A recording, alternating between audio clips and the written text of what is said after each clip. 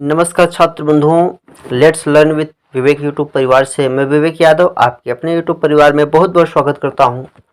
आज मेरे पास है क्लास 10th इंग्लिश की बुक, जिसमें हम पढ़ने वाले हैं lesson 1 a letter to God, जो आपका लेसन 1 है क्लास 10th में, कक्षा 10 में। तो इंग्लिश के इस lesson book a letter to God जो आपकी स्टोरी है, जिसको लिखा है जी.एल. फुएंटेस ने, उसी का हम लोग जो है कि संक्षिप्त में हिंदी सारांश पढ़ने वाले हैं कि अ लेटर टू गॉड जो आपकी स्टोरी है, इस संपूर्ण स्टोरी में किस विषय में बात हुई है, उसी का हम अबाउट द स्टोरी वाला पढ़ने वाले हैं। और अगर आपको अबाउट द स्टोरी में पूरा समझ में आ जाए तो अगले पार्ट 2 वीडियो में हम आपको इस लेसन का संपूर्ण हिंदी एक्सप्लेनेशन लाएंगे। अगर वीडियो अच्छा लगे तो चैनल को सब्सक्राइब कर वीडियो को लाइक शेयर और कमेंट जरूर करिएगा। तो आइए हम चलते हैं इस चैप्टर पे। पहले हम आपको बता दें, यहाँ आप देख सकते हैं, यहाँ पे फुल स्टॉप लगा हुआ है। जहाँ पे फुल स्टॉप लगा हुआ है हम वहाँ तक एक एक शब्दों का आपको अर्थ बताएंगे। जैसे यहाँ पे देखिए फुल स्टॉप लगा हुआ है, तो यहाँ तक पहले हम आपको बताएंगे, फिर आगे एक एक वर्डों की तरफ हम बढ़ेंगे। ठीक है, तो आइए, हम आशा नहीं बल्कि विश्वास करते हैं कि आपको वीडियो बहुत अच्छा लगेगा। विदाउट स्किप की आपको वीडियो देखना है ताकि आप एक एक शब्दों का अर्थ समझ सकें, ताकि आपको एग्जाम में बैठने के बाद कहीं भी कोई समस्या महसूस ना हो। तो आइए हम समझते हैं इस चैप्टर में क्या बताया गया है। जैसा कि आप यहाँ देख रहे हैं, इस चैप्टर का नाम क्या है, a letter to God. A letter मतलब होता है एक पत्र, टू गॉड मतलब होता है ईश्वर के लिए, यानी ईश्वर के लिए एक पत्र। इसको लिखा है जी.एल. फुएंटेस ने। तो आइए हम इसका हिंदी सारांश समझते हैं। संपूर्ण स्टोरी का सार क्या है, अर्थ क्या है, वो समझते हैं कि इस स्टोरी में क्या कुछ बताया गया है, क्या कुछ लिखा है जी.एल. फुएंटेस ने अपनी इस story a letter to God में। तो ध्यान देना है आप लोगों को एक एक टॉपिक पे, कहीं आपको अपना दिमाग भटकाना नहीं है। यहाँ दिया है, यहाँ से आप लोग ध्यान दीजिएगा। दिस चैप्टर डिस्क्राइब्स, यह अध्याय वर्णन करता है, अबाउट अ फार्मर्स, एक किसान के फर्म फैथ, अटूट विश्वास के विषय में, इन गॉड, ईश्वर में। यानी कि कोई एक किसान होता है, आगे अभी बताया जाएगा किसान कौन है। कोई एक किसान होता है, उसका जो है कि ईश्वर में जो है कि फर्म फैथ यानी कि अटूट विश्वास था। ठीक है, उसी के विषय में यह कहानी जो है वर्णन करता है। अ लेटर टू गॉड जो आपकी स्टोरी है। ठीक है, आइए हम आगे चलते हैं। This story is about a poor, ये जो कहानी है यह एक गरीब हार्ड वर्किंग फार्मर, मतलब कठोर परिश्रम करने वाले किसान के विषय में है। लेंचो, जिसका नाम क्या था, लेंचो था। यानी कि जो कहानी है अ लेटर टू गॉड, यह कहानी जो है कि एक जो है कि हार्ड वर्किंग फार्मर यानी कि कठोर परिश्रम करने वाला किसान होता है, गरीब किसान होता है, जिसका नाम लेंचो है। यह कहानी उसी के विषय में लिखी गई है, जिसको लिखा है जी.एल. फुएंटेस ने। ठीक है, इतना समझ में आया। आगे चलते हैं। हुज क्रॉप्स, जिसकी फसलें, किसकी फसलें, इस पुअर फार्मर लेंचो की फसलें, हैज बीन डिस्ट्रॉयड, बर्बाद कर दी गई, बर्बाद कर दी गई, बाई अ हेल स्टॉर्म मतलब होता है मूसलाधार बारिश के द्वारा। यानी कि जो लेंचो फार्मर होता है, किसान होता है, उसकी फसल जो है कि हेल स्टॉर्म मतलब होता है मूसलाधार बारिश के द्वारा क्या होती है, डिस्ट्रॉयड, बर्बाद कर दी गई। ठीक है, ही हैज इमेंस, इमेंस का मतलब होता है, ध्यान देना यहाँ पे, इमेंस का मतलब होता है अटूट। इमेंस का मतलब क्या होता है, अटूट या फिर अटल। ठीक है, ही मतलब यहाँ आप किसान फार्मर लेंचो को समझिएगा, क्योंकि उसी के स्थान पे प्रोनाउन ही का प्रयोग किया गया है। ठीक है, ही हैज इमेंस फैथ, उसका पक्का विश्वास है, इन गॉड मतलब ईश्वर में। यानी कि जो किसान लेंचो था, वह जो है कि ईश्वर में पक्का विश्वास रखता था। ठीक है, इस तरह से लेखक बता रहे हैं कि जो लेंचो किसान था, वह भगवान में बहुत ही ज़्यादा यानी कि अटूट, कभी न टूटने वाला रिश्ता रखता था, बहुत ही विश्वास रखता था। इसलिए ही राइट्स अ लेटर, वह एक पत्र लिखता है, टू गॉड, भगवान को। तब फिर जो किसान, गरीब किसान होता है लेंचो, जब उसकी फसल बर्बाद हो जाती है तो वह भगवान को एक पत्र लिखता है, डिमांडिंग, मांगते हुए, सम फाइनेंशियल एड, कुछ आर्थिक सहयोग। यानी कि वह भगवान को एक पत्र लिखता है क्योंकि उसकी फसल बर्बाद हो जाती है, और जो है कि उस पत्र में वह भगवान से कुछ जो है कि फाइनेंशियल एड मांगता है, कुछ जो है कि आर्थिक सहायता मांगता है, वित्तीय सहायता मांगता है। ठीक है। अजेंडियस, अजेंडस मतलब होता है उदार, एंड काइंड पोस्ट मास्टर, उदार और दयालु पोस्ट मास्टर मतलब डाकिया। गेट्स इम्प्रेस्ड मतलब प्रभावित हो जाता है, बाय हिज फेथ उसके विश्वास से, इन गॉड भगवान में, यानी कि किसके विश्वास से, लेंचो के विश्वास से।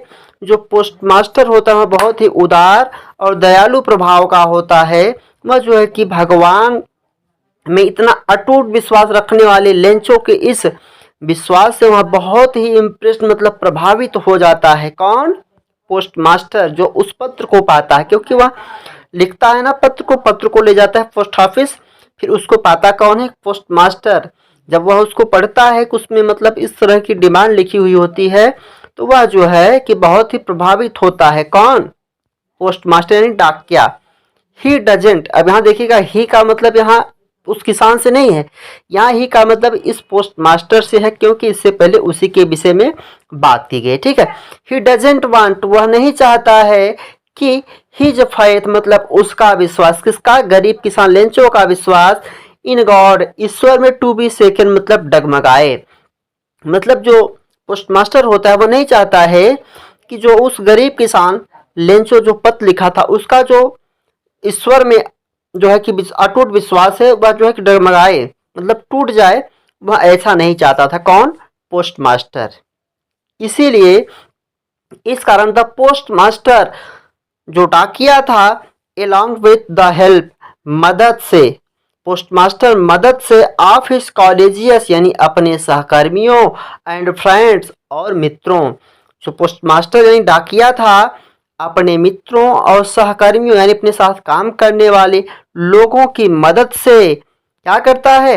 कलेक्ट इकट्ठा करता है, more than half of the money मतलब जो है कि मोर मतलब थोड़ा अधिक, than the half of the money मतलब होता है रुपयों के आधे से थोड़ा अधिक रुपयों को क्या करता है वह पोस्टमास्टर?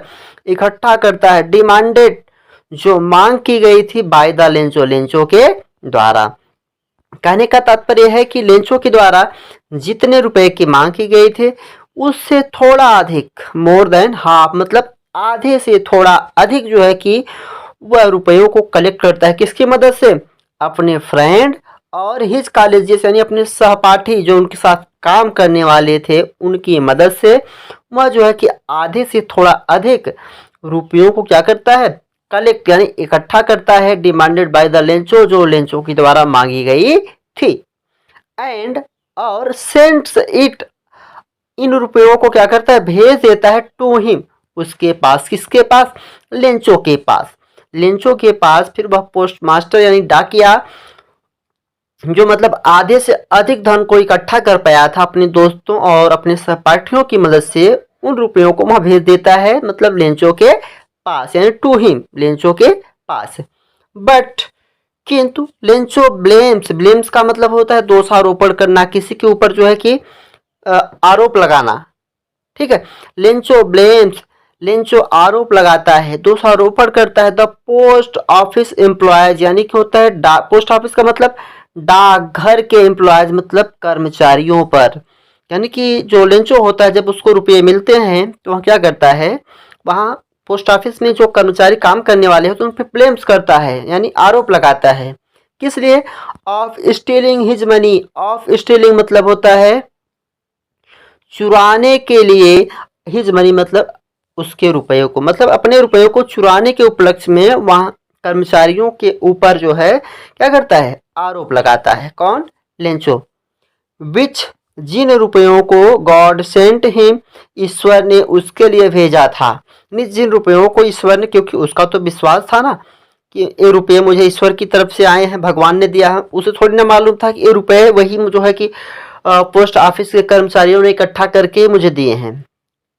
लेंचो को तो ये मालूम नहीं था, तो इसलिए जो लेंचो था जब वह देखता है कि जो है कि आधे से अधिक धन है यानी जितने धन की वह डिमांड किया था उतने सारे धन उसको नहीं मिले, इसलिए वह कर्मचारियों पर, पोस्ट ऑफिस में काम करने वाले कर्मचारियों पर पैसे चुराने का क्या करता है? ब्लेम्स लगाता है, आरोप लगाता है। ठीक है। कौन से पैसे? जो पैसे गॉड ने उसे भेजे थे, एंड कॉल्स देम, और उन्हें बुलाता है, किन्हें, उन कर्मचारियों को, a bunch of crooks, crooks का मतलब होता है धूर्त या डाकू, बंच मतलब होता है झुंड, यानी कि उन कर्मचारियों को वह जो है कि डाकुओं का झुंड कहता है। कौन? लेंचो। तो मैं एक चीज़ और आप सभी को बता दूं, अगर आप लोग नए हैं तो मेरे चैनल लेट्स लर्न विथ विवेक को सब्सक्राइब कर, वीडियो अगर अच्छा लगे तो लाइक शेयर और कमेंट जरूर करिएगा। तो चलिए हम थोड़ा और आगे चलते हैं। उम्मीद करता हूं कि इतना आपको समझ में आया होगा।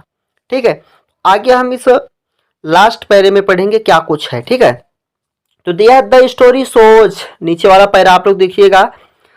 तो यहाँ मैं एक चीज़ और आप सभी को बता दूं, यहाँ देखिए इसके नीचे वाले पैरे को हम बाद में पढ़ते हैं। यहाँ देखिए ये लेंचो है, उसके किसान मतलब उसके खेत में जब फसल बर्बाद हो जाती है तो वह इस तरह से कुछ उसका दृश्य होता है। तो वहाँ लेटर लिखता है, लेटर लेकर के कहाँ आता है, इस तरह से। यहाँ देखिए पोस्ट ऑफिस में, यहाँ जो है कि सभी कर्मचारी या फिर जो बैंक वहाँ पोस्ट ऑफिस में काम करने वाले होते हैं डाक में, और सभी कर्मचारी रहते हैं, ऐसा कुछ यहाँ दृश्य दिया गया है। तो आइए हम नीचे वाले पैरे इस पे ध्यान देते हैं।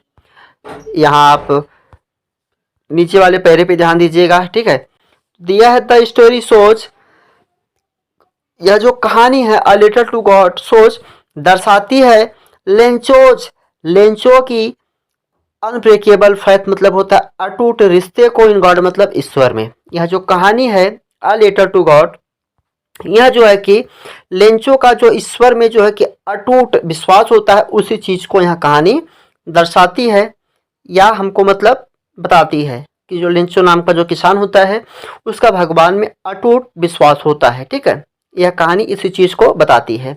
इन द एंड, अंत में, मतलब इस कहानी के अंत में, द स्टोरी टेल्स अस, कहानी हमें बताती है, दैट कि समटाइम्स मतलब होता है कभी कभी, even your generosity and kindness, कहने का मतलब यह है कि कभी कभी इवन योर जेनरसिटी मतलब होता है आपकी उदारता भी, एंड काइंडनेस और दयालुता भी, इज नॉट रिकॉग्नाइज्ड मतलब पहचानी नहीं जाती है। कभी कभी जब आप कोई अच्छा काम कर देते हैं तो उसका कोई महत्व तो नहीं होता है, ऐसा कहने का तात्पर्य है। एक बार फिर से समझिएगा, समटाइम्स कभी कभी, हम आपको बता दें यही लाइन चल रहा है सेकंड वाला, ध्यान दीजिएगा यहाँ से। ठीक है, तो वही कह रहा है कि समटाइम्स कभी कभी, इवन योर जेन्युइनिटी, योर मतलब आपकी, जेनरोसिटी मतलब होता है उदारता भी, एंड काइंडनेस और दयालुता भी, इज नॉट रिकॉग्नाइज्ड पहचानी नहीं जाती है। यानी कि जब आप कभी कभी अच्छा काम कर देते हो, मतलब किसी का भला कर देते हो, तो इस चीज़ को मतलब पहचाना नहीं जाता है। एंड और यू मे नॉट गेट, आपको नहीं मिल पाता, एनी क्रेडिट, कोई भी श्रेय, फॉर इट मतलब इस कार्य के लिए, आप जो उदारता और दयालुता का जो कार्य करते हैं, इस कार्य के लिए आपको कोई भी श्रेय नहीं मिल पाता है, और आपने जो वो अच्छा काम किया होता है उसको मतलब एक प्रकार से पहचाना भी नहीं जाता है, ऐसा लेखक कह रहे हैं। ठीक है, आगे देखिए, द स्टोरी एंड्स, मतलब ये जो कहानी है, यह कहानी जो है कि एंड्स होती है, कैसे होती है, मतलब कहानी जो होती है एंड्स यानी समाप्त होती है विथ एन आयरनी, मतलब एक ताने या फिर व्यंग से। कहने का मतलब, जो व्यंग का मतलब, आयरोनी का मतलब होता है ताना या फिर व्यंग। मतलब ये जो लेंचो होता है उस तरह से आरोप लगाता है, ताना मारता है ना कर्मचारी वो, कि आप लोगों ने मेरे पैसे को चुरा लिया, ऐसा कुछ। तो वही कह रहा है, जो कहानी होती है, यह कहानी जो है कि एक आयरोनी यानी कि एक व्यंग या फिर ताने से समाप्त होती है। दैट, जो कि Lencho is not able to understand the kind help of employees of the post office. मतलब ये जो कहानी होती है एक ताने या फिर व्यंग से क्या होती है, समाप्त होती है। लेंचो इज नॉट एबल, जो लेंचो पुअर किसान, गरीब किसान होता है, इज नॉट एबल, वह सक्षम नहीं होता है, समर्थ नहीं होता है, टू अंडरस्टैंड समझने में, द काइंड हेल्प मतलब होता है दयालुता भरी मदद को, ऑफ एम्प्लॉयज मतलब कर्मचारियों के, ऑफ द पोस्ट ऑफिस मतलब होता है डाकघर के। मतलब जो लेंचो गरीब किसान होता है वहाँ डाकघर के जो कर्मचारी उसकी दयालुता भरी मदद करते हैं, उस चीज को समझने यानी टू अंडरस्टैंड करने में वह अयोग्य होता है, यानी कि एबल नहीं होता है, योग्य नहीं होता, सक्षम नहीं होता, उस चीज को वह नहीं समझ पाता है कि ये जो हमारी मदद हुई है, मतलब मुझे आधे से हमारी डिमांड के हिसाब से, मतलब जो आधे से अधिक कुछ रुपए मुझे मिले हैं, या इन्हीं कर्मचारियों ने दिया है, इस चीज को वह नहीं समझ पाता है। कौन? वह पुअर किसान लेंचो। ठीक है, आगे देखिए, and on the other hand, और दूसरी तरफ इवन ही ब्लेम्स, यहाँ तक कि ही ब्लेम्स, वह दोषारोपण करता है देम, मतलब उनका, किनका? पोस्ट ऑफिस के कर्मचारियों पर वह दोषारोपण करता है, मतलब आरोप लगाता है, ऑफ स्टेलिंग, चुराने का हिस्सा बनी, मतलब उसके रुपयों को। और दूसरी तरफ जो है कि मतलब वह यहाँ, पहली तरफ तो यहाँ पहली बात तो वह जो लेंचो होता है यह नहीं समझ पाता है कि जो मुझे आधे से अधिक जो कुछ भी रुपए मिले हैं यह उन्हीं कर्मचारियों के द्वारा ही मिले हैं। और दूसरी तरफ जो है कि वह उन्हीं कर्मचारियों पे ब्लेम्स करता है, मतलब आरोप लगाता है कि आप लोगों ने ही मेरे पैसे को चुराया है। ठीक है, ऐसा कुछ है अ लेटर टू गॉड जो आपकी स्टोरी है इसमें। तो मैं उम्मीद करता हूँ कि आपको इसमें आपको पूरा का पूरा जो है कि सार समझ में आ गया होगा कि इस ए लेटर टू गॉड जो आपकी स्टोरी है इसमें हम क्या पढ़ने वाले हैं। ठीक है, अगर आपको ये वीडियो अच्छा लगा हो तो मेरे चैनल को आप लोग जो है कि सब्सक्राइब कर दीजिएगा। ठीक है, आप लोग मेरे चैनल को सब्सक्राइब कर वीडियो को लाइक शेयर और कमेंट करिएगा। हम फिर मिलते हैं ऐसे ही वीडियो में, तब तक के लिए जय हिंद, जय भारत।